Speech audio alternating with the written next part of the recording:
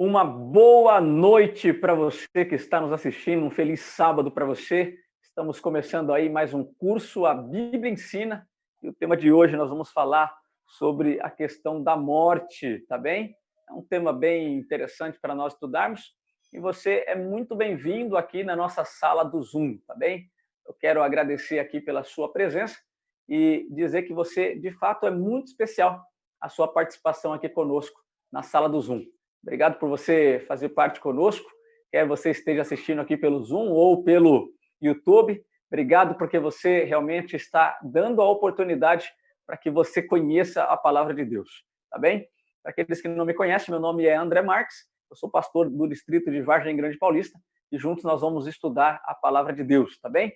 Antes de nós começarmos o nosso estudo de hoje, eu quero convidar você para fazermos uma oração e pedir sabedoria do alto para compreender o texto sagrado. Você me acompanha nesta oração, então? Vamos orar? Querido Deus e Pai que estás nos céus, nós te damos graças por mais um dia que o Senhor nos concede, com a oportunidade de estudarmos a Tua palavra e aprendermos mais sobre o Cristo Jesus.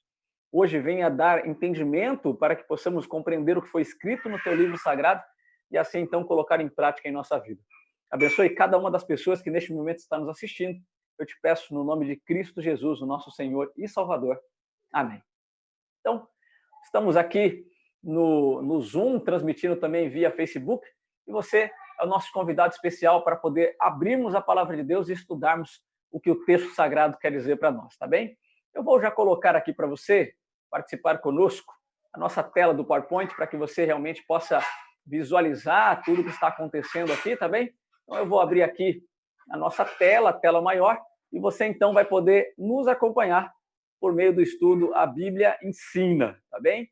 Então, o estudo de hoje, como eu já disse, ele é um estudo muito especial, é um estudo que vem falando sobre a questão da morte, tá bem? Então, deixa eu só preparar aqui para colocar para vocês na tela. E esse é o nosso estudo, o nosso tema de hoje, a morte. Muitas pessoas têm dúvidas, têm curiosidades para saber o que acontece após a morte. Na verdade, desde que Deus criou Adão e criou Eva e criou eles para que fossem, de fato, infinitos, para que viverem para sempre, mas, no entanto, o pecado entrou no mundo e, por consequência do pecado, também veio a morte, e a morte passou para todos os seres humanos, ok? Assim como a morte entrou por meio de Adão, ela foi transferida para todos os descendentes de Adão. Então, assim, nós somos todos infectados pelo vírus da morte, que, ao meu ver, é um vírus muito mais grave do que o coronavírus, do que o Covid-19, como nós estamos vivendo hoje aí no ano de 2020, tá bem? Mas muitas coisas acontecem para nós entendermos como é que funciona esse processo. Talvez as pessoas se perguntam, e depois que morre, vai para onde? Geralmente essa pergunta surge porque nós não entendemos o que é a vida. Hoje nós vamos tentar entender como é que funciona a morte da perspectiva bíblica, tá bem? Então vamos lá. A morte é o oposto da vida. É o retorno do homem ao que era antes que Deus lhe soprasse o fôlego da vida. Morte é a retirada da vida e tudo quanto ela implica. Não há morte, não há nem pensamento. Ou melhor, na morte não há nem pensamento, nem consciência. Vida sugere atividade, movimento. Na morte é cortada toda a relação com a vida. Quando os mortos acordarão? E é consolador saber que os mortos ressuscitarão? Deus chamará os mortos à vida novamente. Os nossos queridos que a morte levou não dormirão para sempre. Deus ressuscitará os justos mortos, ok? Então, sabendo dessa promessa de Deus, a gente vai tentar entender a primeira pergunta aqui, que é o que é a morte, ok? Então, vamos tentar entender o que é a morte. Então, eu convido você a pegar a sua Bíblia e vamos abrir no livro de Eclesiastes, no capítulo 12, no versículo 7. E nós vamos entender um pouquinho sobre o que é a morte, tá bem? Então, se você já pegou a sua Bíblia e abriu aí no livro de Eclesiastes, no capítulo 12, nós vamos ler o versículo 7. Aí está dizendo o seguinte: o que é a morte? É a nossa pergunta. E o pó volte à terra, como era, e o espírito volte a Deus que o deu. Então aqui a gente vê claramente uma separação entre o pó e o espírito. Deus deu espírito para Adão e aquele boneco que era feito de barro, e então a vida surgiu. E a morte, então, é o oposto disso. Logo, o pó, que é o boneco de barro, ele é retirado o sopro de Deus, ou o espírito, e a partir deste momento, aquele boneco de barro ele passa a estar morto, porque não tem o espírito de Deus sobre ele. Então, o que é a morte? É a ausência de vida ou a ausência do sopro divino sobre esta pessoa, tá bem? Vamos ler agora a pergunta número 2. E aqui diz assim: a que Jesus compara a morte? Ou seja, Jesus, quando esteve aqui na Terra, ele ensinando os seus discípulos, ele faz uma comparação entre a morte. Ele compara com o quê? Vamos ver aqui o que diz o texto de João, no capítulo 11, dos versos 11 a 13. Então acompanhe a leitura comigo do texto sagrado, que está no livro de João, capítulo 11, dos versos 11 a 13. Aqui diz o seguinte: assim falou e depois disse-lhes: Lázaro, o nosso amigo, dorme, mas vou despertá-lo do sono. Disseram-lhe, pois, os discípulos: Senhor, se dorme, está salvo. Mas Jesus dizia isto da sua morte. Eles, porém, cuidavam que falava do repouso do sono. Ou seja, Jesus, quando esteve aqui na Terra, ele comparou a morte como sendo um sono, ok? Então, e os discípulos, eles ficaram sem entender como é que funciona isso. Mais ou menos da seguinte maneira: quando nós estamos no nosso leito, na nossa cama, e colocamos a nossa cabeça no travesseiro, quando nós fechamos os nossos olhos e caímos num sono profundo, geralmente nós não nos lembramos e não sabemos o que acontece ao nosso redor. Foi por isso que Jesus comparou a morte como sendo um sono. Porque por mais que estejam pessoas acordadas, aquele que está dormindo não está sabendo de nada que está acontecendo ao seu redor. Ele apenas dorme. E é assim que Jesus compara a morte, como sendo um sono. Ou seja, a pessoa que dorme não tem consciência do que está acontecendo ao seu redor.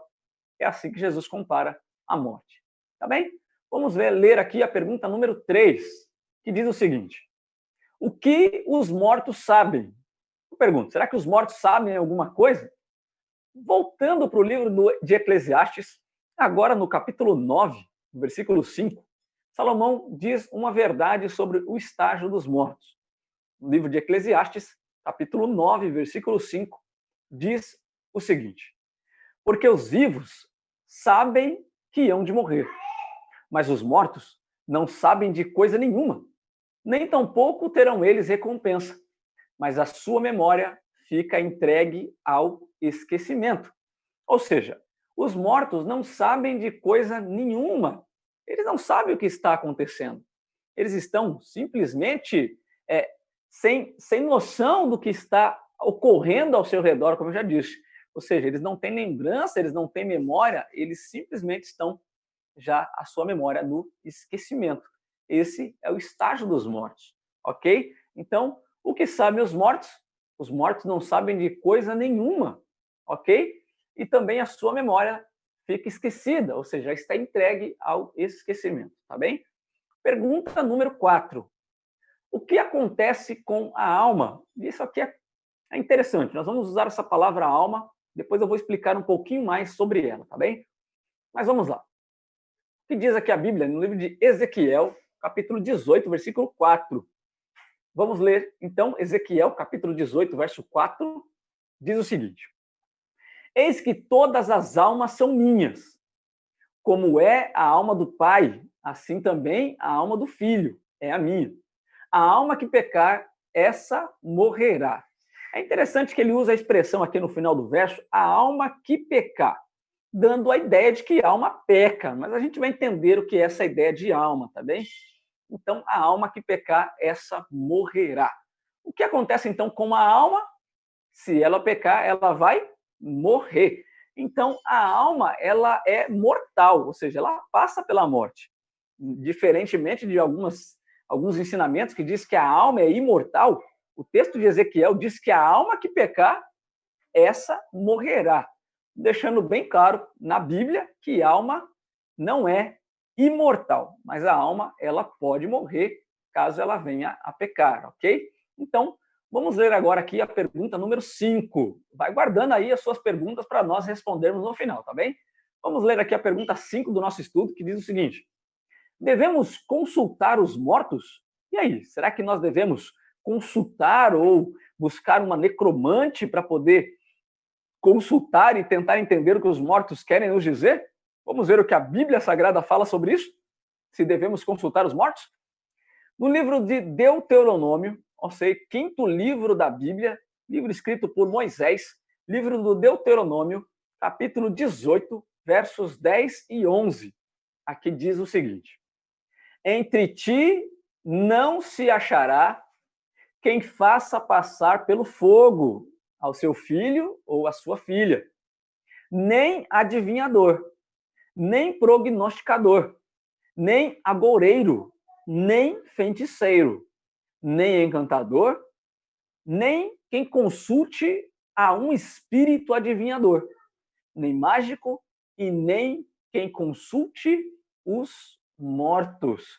Então aqui diz o seguinte: devemos consultar os mortos? Então Deus deixa bem claro que no meio do povo dele não deve se achar ou não se achará quem faça o quê? Quem consulte os mortos. Então, no meio do povo de Deus, não deveria ter pessoas que consulte os mortos, segundo o texto que está escrito aqui no livro do Deuteronômio. E assim a gente entende algumas coisas sobre os mortos ou sobre esse estudo que nós vamos fazer agora, tá bem? O estudo continua, eu vou enviar para você o link, você pode acompanhar na sua casa este link, mas agora é o momento que nós abrimos para algumas perguntas, para alguns questionamentos, caso eles ocorram ou tenham aí, tá bem? Estamos falando sobre a morte, sobre o estado dos mortos, e eu quero saber de você que está nos assistindo, ok? Quer seja aí pela sala do Zoom, quer seja pelo YouTube, você tem alguma pergunta sobre o estágio dos mortos ou sobre a morte? Se você tiver uma pergunta, por favor, desbloqueie o seu microfone agora e é o momento de você fazer a sua pergunta, tá bem? Se você tiver dificuldade aí com o desbloqueio do microfone, levante a sua mão e eu posso auxiliar, tá bem? Wagner levantou a mão ali. Vamos lá, Wagner. Qual é a sua pergunta? Diga para nós aí, Wagner. Pastor, mais uma vez, boa noite a todos. Boa noite, Wagner. Quando a gente fala sobre a alma, que a alma peca, eu queria entender, porque o que faz a gente pecar é a nossa consciência e os sentimentos do coração. Então, quando se diz alma aqui, está querendo dizer sobre a parte emocional e mental do ser humano? Vamos lá. O Wagner fez uma pergunta aqui extremamente interessante, interessantíssima, falando aqui sobre a questão da alma, da perspectiva se é da consciência ou se é o estágio, uma pessoa, como é que funciona esse processo. Eu vou listar aqui para vocês como é que funciona. Opa, aí, deixa eu só tirar aqui, vamos deixar um pouquinho no mudo aqui o pessoal, tá bem? E aí a gente vai responder essa pergunta, ok? Então vamos lá. Vamos aqui abrir a tela para que você possa nos ver e juntos vamos tentar entender como é que funciona essa pergunta, tá bem? Então vamos lá, Wagner. Primeiro a gente começa o seguinte. Quando a gente pensa da perspectiva filosófica ou da perspectiva de Platão, ele entende como uma dicotomia, ou seja, esse corpo que nós possuímos, essa matéria que nós possuímos, que eles consideram como sendo má, é diferente do que eles consideram como sendo a alma no intuito de entidade, ou como nós entendemos aqui como sendo o sopro de Deus ou o espírito. Então, eles entendem essa divisão, ou essa dicotomia entre corpo e alma, ou seja, não existe uma união, é uma divisão. Da perspectiva bíblica, é um pouquinho diferente. Na verdade, da perspectiva bíblica, quando nós lemos ali como é que surge o ser humano, a ideia de alma, na verdade, é o próprio ser, ok? Não é que o homem tem uma alma, mas o homem, ele é a alma. Por quê? Porque a junção do pó da terra mais o sopro de Deus forma uma alma, ok? Essa é a perspectiva que o texto bíblico nos apresenta. Então, Eu vou fazer uma leitura aqui do texto de Gênesis para a gente tentar entender um pouquinho sobre como é que funciona isso, tá bem? Então, eu quero ler aqui com você o livro de Gênesis, e eu falando sobre a criação do ser humano. Aqui Deus fala exatamente como ele forma o ser humano do pó da terra, e então ele sopra em suas narinas o fôlego de vida, ok? Vou ler aqui para vocês, olha só, o livro de Gênesis, capítulo 2, abra sua Bíblia no livro de Gênesis, capítulo 2, nós vamos ler o versículo 7, falando sobre a formação do homem, ok? Então pega a sua Bíblia, no livro de Gênesis, no capítulo 2, nós vamos ler o versículo 7, diz o seguinte: Então formou o Senhor Deus ao homem do pó da terra. Ou seja, Deus formou o homem do quê? Do pó da terra. Perfeito. E lhe soprou nas narinas o fôlego de vida. Deus formou o homem do pó da terra e lhe soprou-lhe nas narinas o fôlego de vida. E então o verso continua dizendo o seguinte: e o homem passou a ser alma vivente. Olha que interessante isso. O texto diz que o homem passou a ser alma vivente. O texto não diz o homem passou a ter uma alma, ok? Mas o homem passou a ser uma alma. Logo, alma na Bíblia, ela é classificada como sendo pessoas, indivíduos. Logo aqui, eu que estou falando para vocês sou uma alma. O Wagner, que fez a pergunta para você, é uma alma. E as pessoas que estão nos assistindo aqui, cada uma delas é uma alma, diferentemente de ter uma alma, ok? Então, a junção do pó da terra, ou seja, desse esqueleto que fala, junto com o sopro de Deus, isso forma uma alma vivente, tá bem? Eu quero fazer um experimento com vocês para tentar deixar um pouquinho mais lúdico essa ideia, tá bem? Todos aqui estão vendo, eu tenho uma pequena bexiga, um balão de ar aqui, tá vendo? Eu estou com um balão de ar aqui na minha mão. Olha só, para você que está nos assistindo aí em casa, eu estou com um balão de ar, eu vou esticar o balão para ver se eu consigo encher ele de uma forma maior aqui, deixar ele bem grande. Então, olha só. O que é isso aqui? Vamos lá. Olhando aqui, ele é um balão, ok?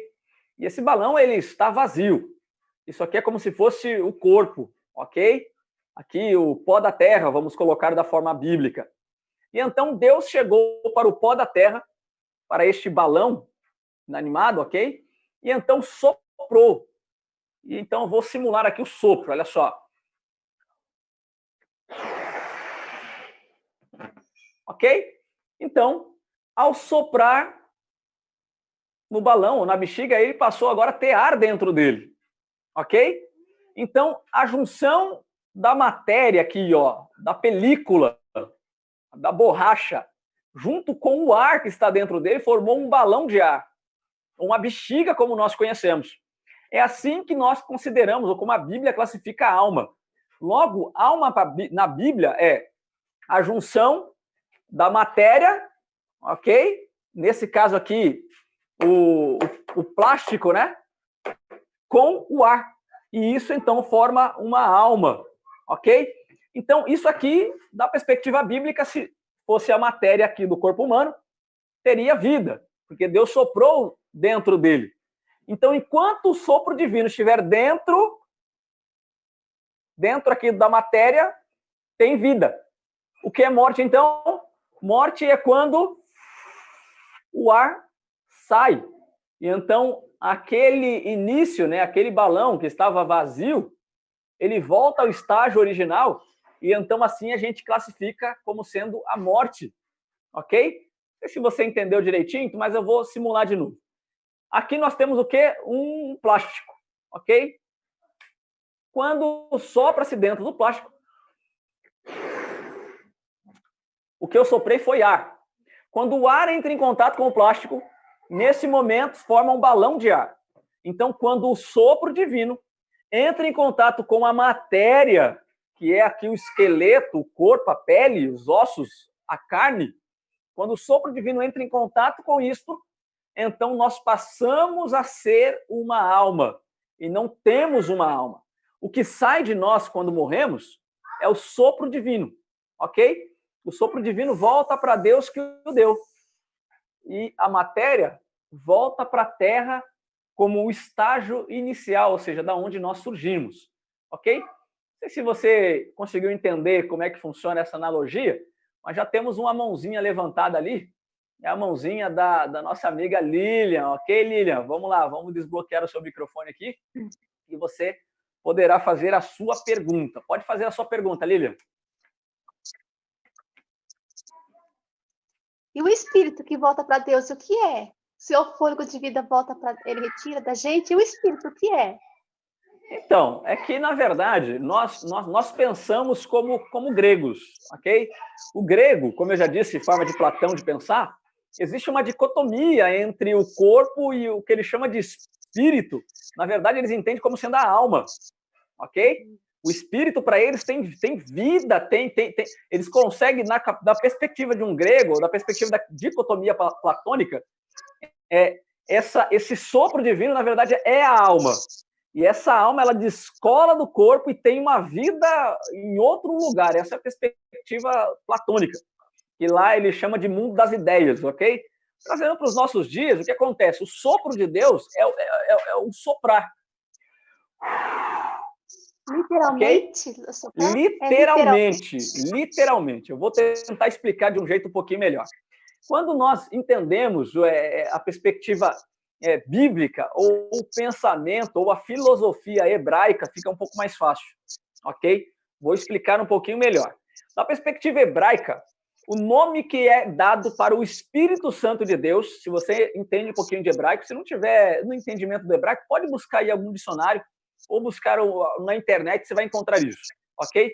O nome que é dado para o Espírito Santo é ruá, que quer dizer sopro, vento, ok? Essa expressão ruá, que é do original hebraico, foi traduzido para o grego da seguinte expressão, pneuma, ok? O que significa pneuma? Significa espírito da perspectiva hebraica, ok? Agora, olha só, quando você enche o pneu do seu carro, você enche o quê? O pneu, ok? Quando você tem um equipamento que é movido por pneuma, ou seja, equipamentos que levam ar, ok? Quando a pessoa fica doente, principalmente agora, na época do coronavírus que estamos vivendo, dizem que a pessoa pega uma pneuma, ok? Deu para entender a ideia? Pneumonia. Pneumonia é uma inflamação aqui na região onde produz o ar. Então, pneuma é uma palavra grega para dizer ar, ok? E os hebreus, quando traduziram a expressão ruá, espírito, para o grego, traduziram exatamente com a expressão pneuma, que quer dizer sopro, vento, ok? Então, o vento de Deus. Agora, olha que interessante.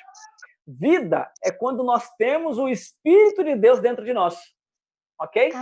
Quando o Espírito de Deus está em nós, nós temos vida. Quando o Espírito de Deus sai de nós, o que acontece? Tem morte. Agora, olha que interessante. Então, peraí, pastor. Isso é bem interessante. Olha só. Existe um seriado, segura aí. Existe um seriado aí que é bem famoso. Se eu não me engano, o termo em inglês para ele é The Walking Dead, ok? Os mortos que caminham, né? Os mortos-vivos, zumbi, como o pessoal fala aqui no Brasil. Agora, o que é um zumbi? Olha só que interessante isso, hein? O que é um zumbi? Zumbi é um morto que caminha, um morto vivo. Como é que esse negócio é louco, né? Parece doido, mas não é muito doido, não. Olha só que interessante. Se existem pessoas que estão caminhando sem o Espírito de Deus sobre elas ou nelas, o que essa pessoa é? Demônio. É um zumbi. É um zumbi. Vou explicar para você como é que funciona. Olha só. Mas voltemos lá. Verdade, é a pessoa possuída. Segura aí. Voltemos lá para o livro de Gênesis. Todo mundo lá. Abre a Bíblia no livro de Gênesis. Olha só que eu vou provar que existe, hein? Vamos lá. Todo mundo abre aí no livro de Gênesis. Abre no livro de Gênesis. Vamos lá. Todo mundo no livro de Gênesis, tá bem? Vamos observar uma expressão que aparece aqui no livro de Gênesis sobre a ideia que Deus dá com relação à ordem de não comer do fruto, ok?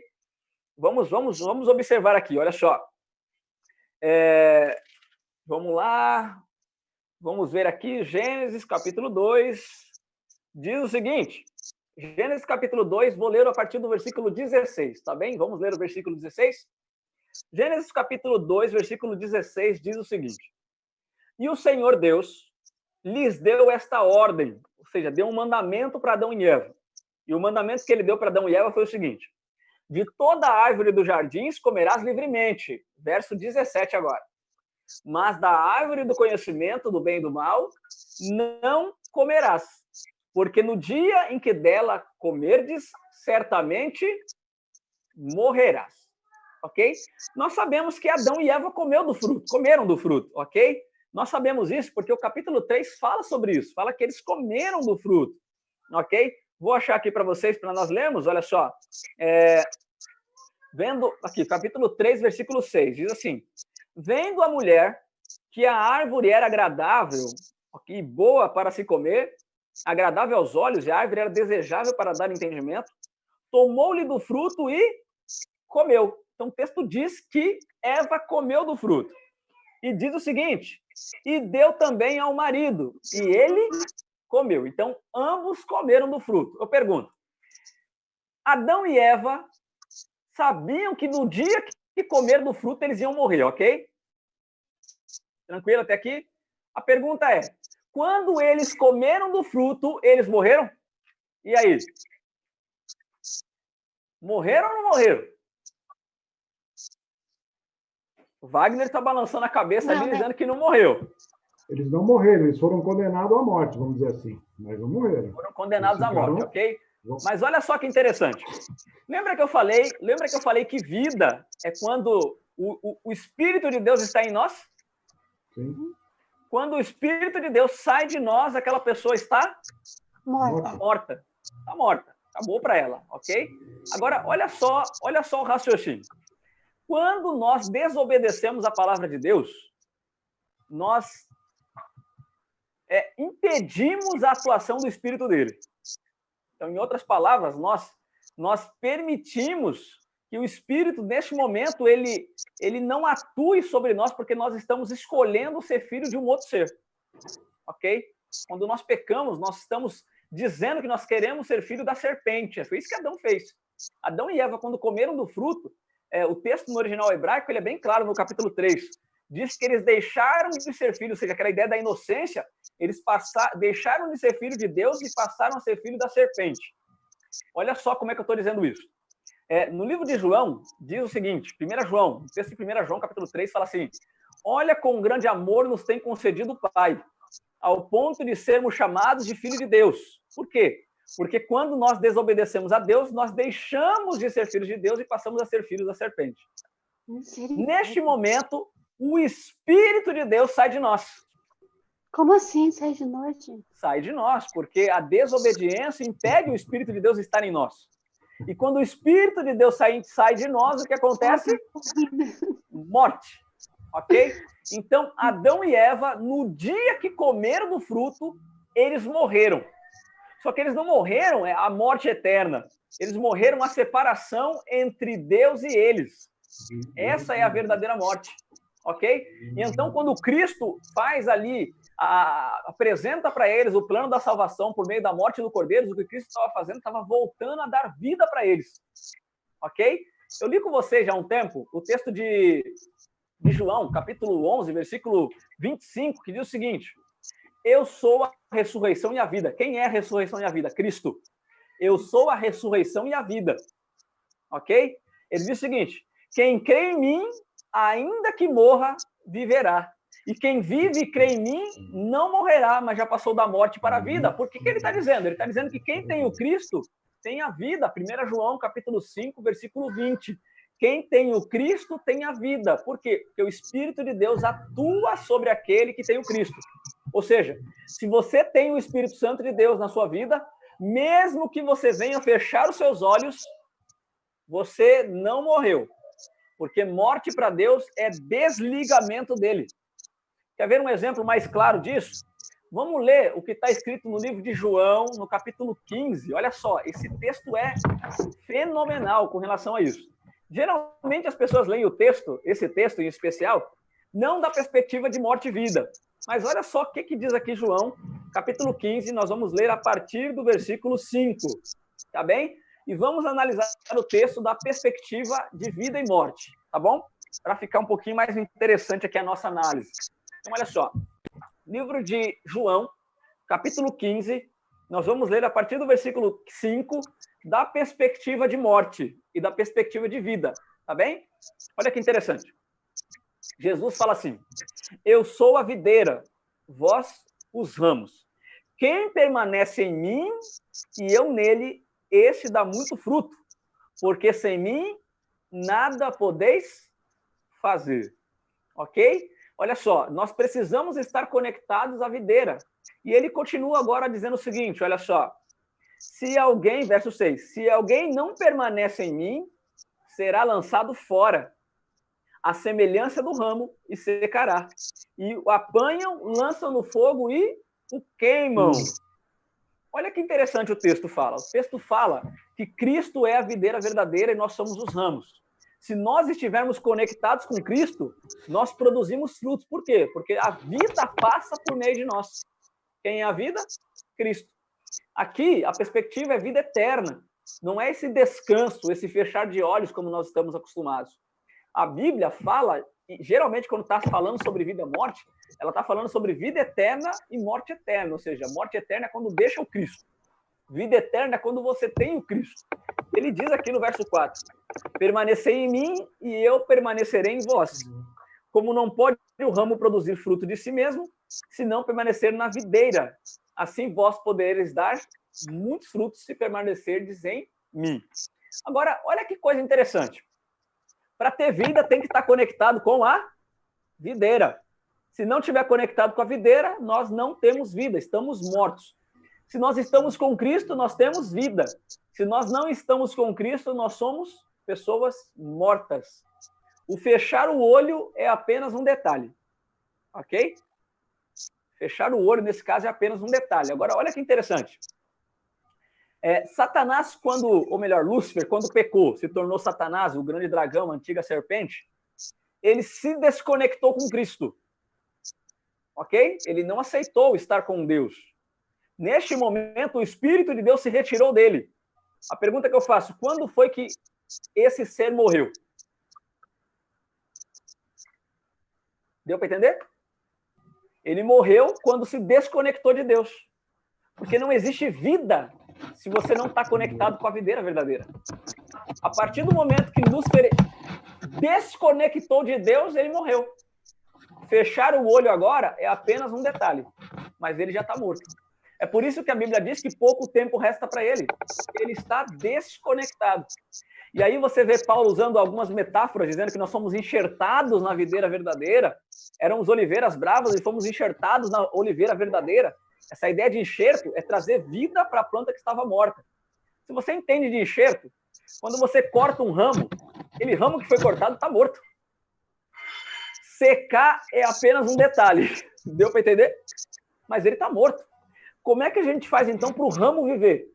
Pega-se o ramo e enxerta ele numa outra planta, numa planta que está conectada com a raiz. E essa planta vai fazer a vida passar por ele novamente. Isso é vida da perspectiva bíblica. Isso é vida da perspectiva do pensamento judaico. E é vida da perspectiva do pensamento divino. É assim que funciona. Quando nós nos desconectamos de Deus, estamos mortos. Ou seja, as pessoas que estão desconectadas de Deus, mas estão caminhando ao redor de nós, elas são o quê? Zumbi. São zumbis. São pessoas mortas, mas estão andando. Por isso existe esperança. Enquanto estão andando, ainda existe esperança. A esperança de vida em Cristo. Conectar novamente com aquele que é o autor da vida. Não sei se ficou claro, se tem alguma dúvida, pode levantar a sua mão e fazer pergunta. Lília, você ia fazer uma outra pergunta, eu te interrompi, mas pode fazer agora se tiver dúvida ainda.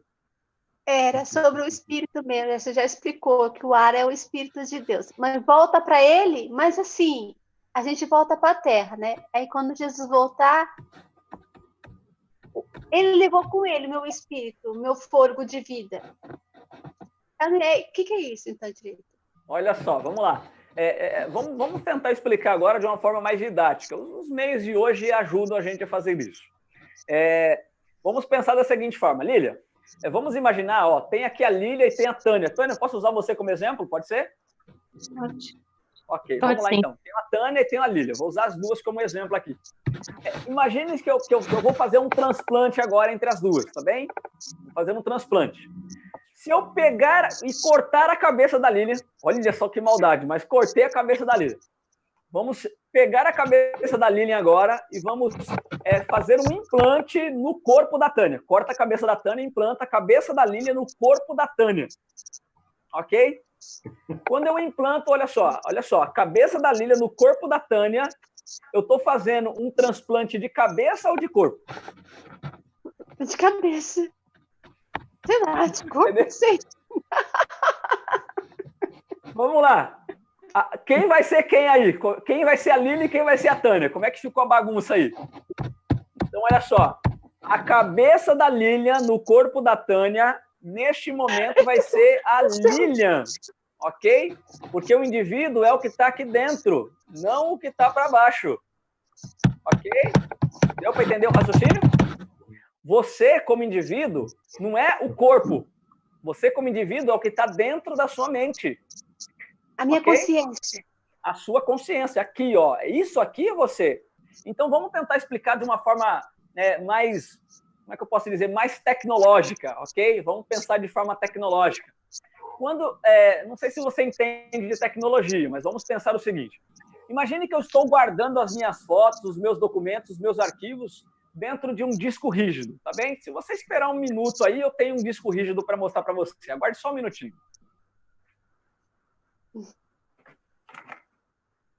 Então, pronto. Tenho aqui um HD, tá bem? Isso aqui é um HD de computador, é um disco rígido de um computador. Tá bem? Ó, tem aqui todos os circuitos dele, a parte de conexão e tudo mais. Então, vamos pensar o seguinte. Guardei as minhas fotos, os meus filmes, as minhas imagens, os meus documentos, toda a minha infância aqui por meio de foto, tudo que eu produzi de texto, de escritura, tudo aqui dentro. Tá salvo aqui, ok? Aí, de repente, o meu computador queimou. Ai, queimou o meu computador. Aí a pessoa vai, tira o disco rígido, compra um computador novo e coloca o disco rígido dentro desse computador novo. Quando as informações sobem, e aí, como é que subiu essas informações? O computador é novo ou ele é o antigo? Ficou na dúvida, né? Vamos lá. O computador, a carcaça é nova. A carcaça é novinha, zerada, ok? Mas as informações que estão na carcaça, elas são? São informações antigas. São informações da minha infância, são informações do outro computador que eu tinha, ou seja, da outra carcaça que eu tinha. O que vai acontecer com a gente com relação à ressurreição? Nós vamos estudar isso mais para frente. Diante da ressurreição, o que acontece? As informações que nós estamos armazenando no nosso disco rígido estão sendo guardadas aqui dentro, ok? Quando nós morremos, ou descansamos, ou passamos pelo sono, como foi mencionado ali, um paralelo, as informações do disco rígido voltam para Deus. E Deus agora guarda as informações na nuvem, né? Olha só o cloud, né? Sistema de armazenamento na nuvem, né? Olha só de onde os homens tiraram isso. As informações estão salvas na nuvem. Estão lá no cloud, ok? Quando vier uma carcaça nova, o que vai acontecer? Só colocar as informações do disco rígido em cima da carcaça nova. Ou seja, se as informações armazenadas aqui, e isso aqui representa o Espírito de Deus, o sopro de Deus que volta para ele, então as nossas informações, ou quem você é, o seu caráter, está sendo guardado no céu. Ou vai ser guardado no céu quando você descansar e esperar a ressurreição em Cristo Jesus. Quando Deus, ou quando Jesus voltar para poder ressuscitar, o que vai acontecer? Digamos que o corpo da pessoa foi engolido por um tubarão. Sobrou nada. Ok? Engoliu, devorou ali e não sobrou nada. E aí, agora, como é que vai fazer? Como é que vai fazer um corpo novo? Pergunta, esse corpo, essa matéria é formada do quê? Do pó da terra. É do pó da terra? Pó da terra está sobrando aí, ok? Pó da terra sempre vai ter, não vai acabar pó da terra. Pó da terra sempre vai ter. Então, vai levantar o pó da terra novamente, e esse pó da terra, quando se juntar com o sopro divino, ou com a sua consciência, nós temos agora o quê? Nós temos o texto de 1 Coríntios, capítulo 15, que diz o seguinte, Então, esse corpo velho vai ser revestido de um corpo novo, mas as informações são antigas. Esse corpo mortal vai se revestir da imortalidade, porque Jesus Cristo, agora que é o autor da vida, vai fazer a gente ressuscitar. E vai trazer a nossa consciência novamente, ou seja, vai trazer as informações, e nós iremos nos lembrar de quem nós somos e de quem nós escolhemos servir. E é assim que funciona o processo da ressurreição. Então, essa matéria aqui, ela pode ser engolida pela terra, ela pode virar petróleo, ela pode ser engolida por tubarão, comido por hiena, sei lá, pode desaparecer. Mas pó da terra, que é a matéria-prima, tem de sobra. E esse pó da terra, em contato com o sopro divino, que está reservado lá com um nomezinho especial que é o seu, vai se juntar e vai formar um novo ser, agora transformado. Ou seja, um grande upgrade, né? Seremos melhorados, mas a consciência, as informações, os momentos que passamos juntos, as decisões que tomamos ao lado do Cristo, tudo isso nós iremos nos lembrar. É por isso que nós vamos julgar os vivos e os mortos.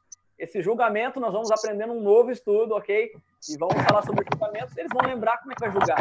Para julgar, tem que lembrar. E para lembrar, as informações estão sendo armazenadas, ok? Nossa, seríssimo. Mais alguma pergunta? Se não tiver, a gente termina o estudo por aqui.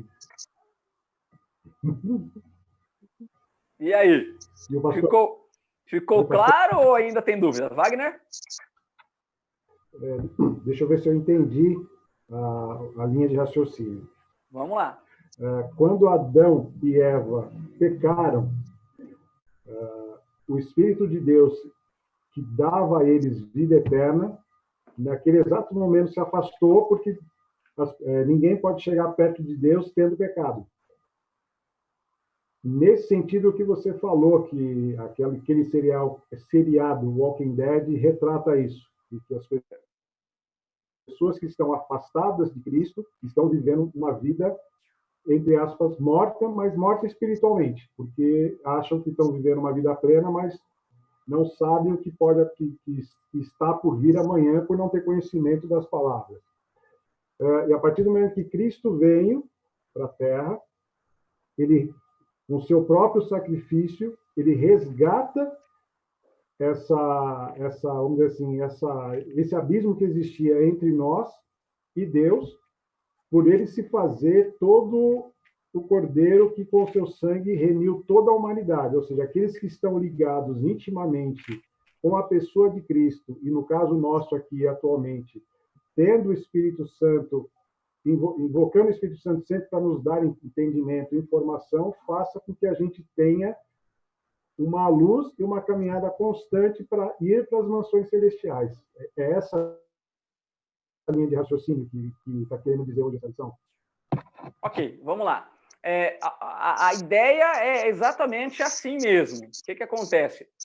Quando nós falamos de vida e morte, a Bíblia está preocupada não com esse descansar, esse fechar de olhos. A Bíblia está preocupada com a eternidade. Ok? Deus não fez o homem para morrer, Deus fez o homem para viver eternamente. Então, Deus está falando sobre vida eterna, sempre vai falar sobre vida eterna. É que nós falamos sobre esse momento que nós passamos na Terra. Nós chamamos esse momento passageiro de vida, ok? Mas vida para Deus é eternidade, vida para Deus é estar com Ele. Se você está vivendo sem Deus, não é vida. Vida para Deus Jesus fala isso em João, João capítulo 10. Ele fala o seguinte, que ele é o bom pastor conhece as ovelhas, e ele fala o seguinte, eu vim para que tenham vida, e vida em abundância, ou seja, vida em abundância é vida eterna. Se não for para ter vida eterna, não tem sentido vivermos, ok? Paulo menciona isso falando o seguinte, se Cristo não ressuscitou, é vã a nossa esperança, ou seja, eu sou o pior de todos os seres humanos, porque não tem sentido eu viver se não for para ser eternamente. Agora, existe uma pequena frase que você comentou, sobre a questão de que quando Adão pecou, ele de fato morreu, o Espírito se retirou dele, e porque o Espírito não vive em pecado, não vive no meio do pecado, só que ele não volta para o ser humano a partir do momento que Cristo morre, ok? Ele volta para o ser humano a partir do momento que o homem se arrepende. Não precisou Jesus vir aqui nesta terra morrer na cruz. A partir do momento que Adão e Eva se arrependem, eles recebem novamente o Espírito de Deus, ou seja, recebem o perdão. E o perdão traz vida, essa é a ideia. Deu para entender isso aqui? Eu quero ler um texto com vocês, se encontra no livro de 1 Samuel. Acompanhe comigo aí o texto. 1 Samuel, ok? Capítulo 16, a partir do versículo 14. 1 Samuel, capítulo 16, a partir do versículo 14. Eu vou contextualizar e eu vou ler apenas um trecho desse verso, tá bem? O contexto fala sobre Saul aqui, ok? Saul estava meio perturbado e ele começa a fazer algumas coisas complicadas aqui com relação a Davi. Então, diz o seguinte, a partir do versículo 14, olha só. Tendo-se, versículo 14 do capítulo 16 do livro de 1 Samuel. Tendo-se retirado de Saul o Espírito do Senhor, da parte deste, um espírito maligno o atormentava.